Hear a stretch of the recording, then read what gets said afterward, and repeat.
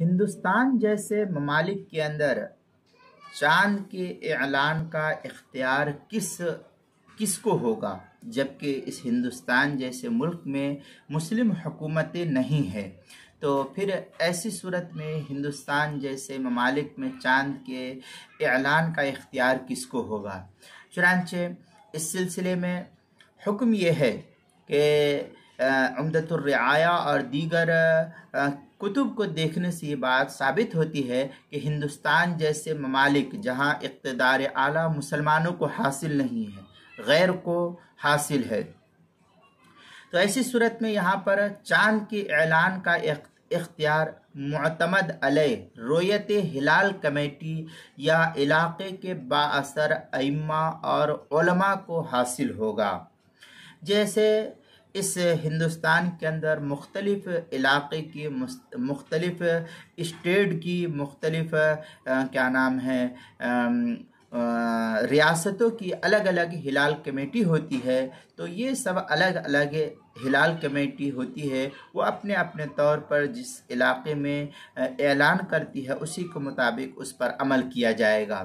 انہی کے سامنے چاند کی شہادتیں پیش کی جائیں گی، انہی کمیٹیوں کے سامنے، اور انہی کے اعلان پر روزہ یا عید کا فیصلہ شمار کیا جائے گا۔ جن کمیٹی یا عالم کا اس صورت میں جتنا دائرہ کار اثر رکھتا ہے اسی حد تک اس کا فیصلہ نافذ العمل ہوگا۔ مثلا میں اس وقت آپ کو بتلاؤں کہ بمبئی کی ہلال کمیٹی الگ ہے، اتر پردیش کی ہلال کمیٹی الگ ہے، دلی کی ہلال کمیٹی الگ ہے، اور اسی طریقے سے بہار، اڑیسہ، جھارکھنڈ کی ہلال کمیٹی الگ ہے، گجرات کی الگ ہے، اور بھی مختلف علاقے جات ہیں۔ تو یہ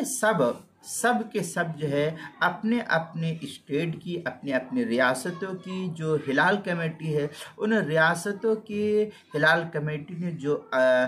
اعلان کیا ہے اس کے مطابق عمل کی جائے گی۔ اور اگر کبھی یہ بھی صورتحال نہ ہو تو پھر جو عالم جتنا بااثر ہوگا، جس علاقے کے اندر ہوگا، اس کی بات جس طریقے سے مؤثر ہوتی ہے، اس علاقے